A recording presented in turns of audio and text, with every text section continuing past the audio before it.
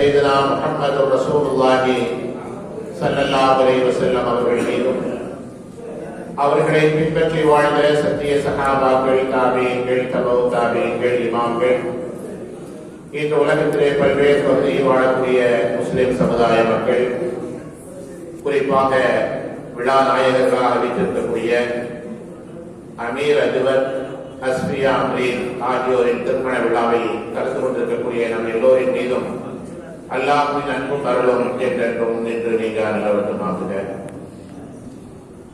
அன்புமிக்க அல்லாஹ் நல்லடியார்களே, ரப்பல் ஆலமீன் அல்லாஹ் ஜல்ல ஷானஹு தஆலா இல்லறத்திலே ஈடுபட்டிருக்கிற நம் எல்லோருக்கும் திருமணம் என்றால் என்ன என்பதை ஒற்றை வரியிலே, அரை வரியிலே அழகாக அல்லாஹ் சொல்கிறார். குர்ஆனில் ஒரு வசனம் எப்படி வருகிறது? ஹுன்ன லிபாசுல் லக்கும் வ அன்தும் லிபாசுல் லஹுன்ன. நீங்க அடிக்கடி கேட்ட வசனம் தான். அல்லாஹ் சொல்கிறார், பெண்கள் ஆண்களுக்கு ஆடை, ஆண்கள் பெண்களுக்கு ஆடை என்று சொல்றார்.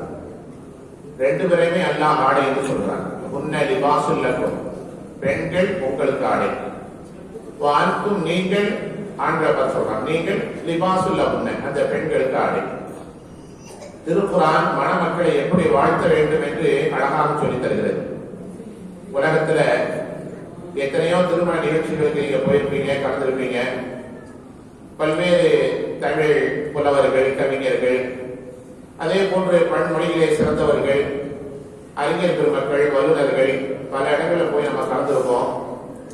அவங்க எல்லாரும் மணமக்களை வாழ்த்த அந்த வார்த்தைகளை நம்ம கேட்டுருக்கோம். ஆனா அது எல்லாத்தையும் தாண்டி இந்த வாழ்க்கை ஒரு சிறந்த வாழ்க்கையாக அமைந்திருக்கிறது. சில பேர் இப்படி சொல்லுவாங்க, மணமக்களை பார்த்து நிலவும் குளிரும் போல வாழ்க்கை என்று சொல்லுவாங்க. சில பேர் இப்படி சொல்லுவாங்க, வீணையும் விரலும் போல வாழ்க்கை என்று சொல்லுவாங்க. சில பேர் இப்படி சொல்லுவாங்க, தேனும் சுவையும் போல வாழ்க்கை என்று சொல்லுவாங்க. ஒவ்வொருத்தரும் அவங்க கற்பனைக்கு எட்ட வாழ்க்கைகளை சொல்லுவாங்க. ஆனா அல்லாஹ் எப்படி சொல்றான்னா, ஹுன்ன லிபாசுல் லக்கும் வ அன்தும் லிபாசுல் லஹுன்ன என்று சொல்றாங்க. இந்த வாசகத்துக்கு என்ன அர்த்தம் அப்படின்னு கேட்டா, மணமகளை அல்லாஹ் ஆடை என்று சொல்றாங்க, உடை என்று சொல்றாங்க. மணமகள் உடையாக இருக்கிற போது மணமகன் உடலாக மாற வேண்டும், அப்படித்தானே? ஆடை மட்டும் இருந்தால் அது அலங்காரம் இருக்காது. அதே மாதிரி உடல் மட்டும் இருந்தாலும் நல்லா இருக்காது. இப்ப மணமகளை பார்த்து அல்லாஹ் உடை என்று சொல்கிற போது அங்கே மணமகன் உடலாக மாறுகிறான். அதே மாதிரி மணமகனை பார்த்து அல்லாஹ் உடை என்று சொல்றாங்க. இப்ப மணமகன் உடையாக இருக்கிற போது மணமகள் எப்படி மாற வேண்டும்? உடையாக மாற வேண்டும், அப்படித்தானே? இப்ப இந்த வாசகத்தினுடைய பொருளை சுருக்கமாக இப்படி சொல்லலாம், உடலும் உடையும் போல வாழ்க என்று இந்த வாசகத்தை சொல்லலாம். ஹுன்ன லிபாசுல் லக்கும் வ அன்தும் லிபாசுல் லஹுன்ன அப்படின்னு சொன்னா, மணமக்களை பார்த்து நம்ம வாழ்த்த வேண்டிய குர்ஆனிய வாழ்த்து உடலும் உடையும் போல வாழ்க. இது என்ன ஒரு பெரிய வாழ்த்தா அப்படின்னு நம்ம நினைக்கலாம். ஆனா மனிதர்களுடைய மூளைகள்ல, மனிதர்களுடைய சித்தரைகள்ல, கற்பனைகள்ல ஏற்பட்ட வாழ்த்துக்களை விட இது மிக உயர்தரமான வாழ்த்து. ரப்பல் ஆலமீன் சொல்லக்கூடிய அந்த வாசகத்தை பாருங்கள். மணமக்களே, நீங்கள் உடலும் உடையும் போல வாழ்க. மணமக்களுக்கு மாத்திரமல்ல, இல்லறத்தில் ஈடுபட்டிருக்கிற நம்ம எல்லோரையும் பார்த்து எல்லாம் சொல்றான், உடலும் உடையும் போல வாழ்க. இந்த வாழ்க்கை நம்ம எப்படி விரிவா தெரிஞ்சுக்கிறது? ஒரு சில நிமிஷங்கள்ல கையெழுத்து வாங்கி வர சொல்லி முடிச்சிடலாம் இன்ஷா அல்லாஹ். குழந்தை பிறக்கிறது, பிறக்கிற போது அம்மனமாக பிறக்கிறது, அப்படித்தானே? பிறந்த உடனேயே அந்த குழந்தையினுடைய மேனியிலே ஒரு ஆடையை நாம் போடுகிறோம். அப்போது போடப்பட்ட அந்த ஆடை கண்ணை மூடி கவிழ்த்து போகிற வரை ஆடையை விட்டு அது பிரியாமல் இருக்கிறது. எவ்வளவு பெரிய வெயில் அடிச்சாலும் மேலாடை வேணா கலக்கலாம், ஆனா ஆடை முடிந்துட்டே இருக்கும். தெளிவா சொல்றதா குளிக்கிறப்ப குறைந்தபட்சம் ஒரு கவனமாவது இருக்கும். அல்லாஹ் சொல்கிறான், பிறக்கிற போது அம்மனமாக பிறந்த உனக்கு ஆடை அணிவிக்கப்பட்டது, நீ கண்ணை மூடி கவிழ்த்து போகிற வரை உன்னோட ஆடை ஒட்டிக்கொண்டே இருக்கிறது. மணமகன் மணமகளை அப்படித்தான் சேர்ந்திருக்க வேண்டும். பரஸ்பரம் மணமகளும் மணமகனை அப்படித்தான் சேர்ந்திருக்க வேண்டும்.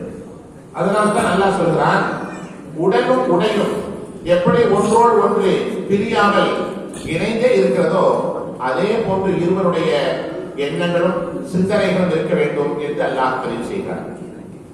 ஆண்களாக இருப்பவர்கள் தொழில் நிமித்தமாக, வேலை நிமித்தமாக பல்வேறு இடங்களுக்கு நாம் சென்றாலும் கூட மனைவியின் சிந்தனை நம்முடைய உள்ளத்தில் இருந்து கொண்டே இருக்க வேண்டும். அதே போன்றுதான் மனைவிக்கு பல்வேறு அலுவல்கள், சிந்தனைகள், சிரமங்கள் இருந்தாலும் கூட கணவனின் சிந்தனை இருந்து கொண்டே இருக்க வேண்டும். இருவரையும் ஒருவரை ஒருவர் எந்த நேரத்திலும் பிரிந்து விடவே கூடாது. நம்முடைய உடலோடு ஆடை எப்படி ஒட்டிக்கொண்டே இருக்கிறதோ அதே போன்று ஒட்டிக்கொண்டே இருக்க வேண்டும் என்ற தத்துவத்தை எல்லாம் சொல்றாங்க. அது மட்டுமல்ல, ஆடை நாம் போட்டிருக்கிற ஆடை அப்படியே இருக்கிறது இல்லை. சில நேரங்கள் அழுக்கு படியும். ஏசி ரூம்ல உட்கார்ந்திருந்தாலும் அழுக்கு ஏற்படுத்தாத செய்யும்.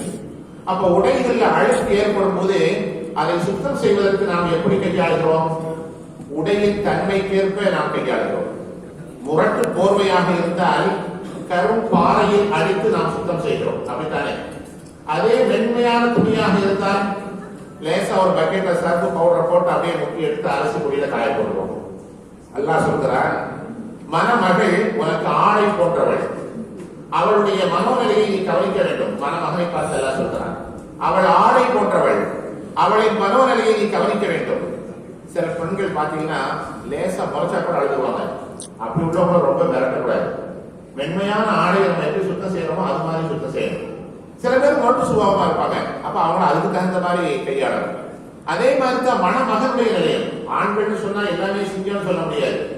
பயந்து சுபாவம் உள்ளவங்க இருப்பாங்க. அப்ப மணமகளாக இருப்பவளும் மணமகனை அப்படித்தான் கையாள வேண்டும். ஆடைகளின் தன்மைக்கேற்ப